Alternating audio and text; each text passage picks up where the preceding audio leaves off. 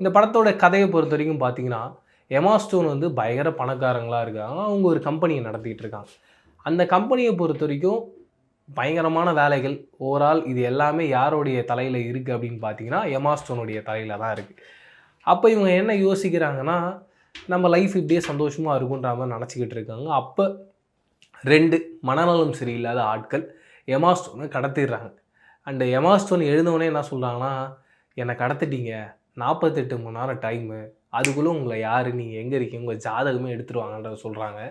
ஆனா இவங்க என்ன பண்றாங்கன்னா, எமா ஸ்டோன கடத்துனவுனே எமா ஸ்டோனுக்கு ஒரு மொட்டைய போட்டு விட்டுர்றாங்க. "நீ யாருன்னு எப்படி தெரியும்? உனக்கு தான் மொட்டை அடிச்சு விட்டோமே." அப்படின்ற மாரி. அண்ட் அவங்களுடைய பாயிண்ட்டே என்ன இருக்குன்னா, "ஃபர்ஸ்ட்டு நீ யாரு?" அப்படின்னு கேட்குறாங்க.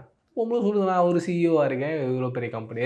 நீ ஒரு ஏலியன். அத முதல்ல ஒத்துக்கோன்றாங்க." இந்த பொம்பளைக்கு ஒரு ஷாக்கு. நமக்கே ஒரு ஷாக்கு. "டேய் யார்றா நீங்க 2 பேரும் வந்தீங்க. அவ்வளோ பெரிய பணக்காரியா, அந்த பணக்காரியா அந்த வீட்லருந்து தூக்குனீங்க. 2 நாள் ஆயிருச்சு. போலீஸால இன்னும் நீங்க யாருன்றதே கண்டுபிடிக்க முடியல. நீங்க பாட்டு அந்த பொம்பளைக்கு ஒரு மொட்டைய போடுறீங்க. அந்த பொம்பளை ஏலியன் ஒத்துக்கோன்ட்டீங்கன்னு." படத்தோட ஃபர்ஸ்ட் ஹாஃப் ஃபுல்லாங்க. அது எப்படி பிளான் பண்ணியிருக்காங்கன்னா, அது ஒரு சீரியஸும் இருக்கு. ஒரு காமெடியும் இருக்கு.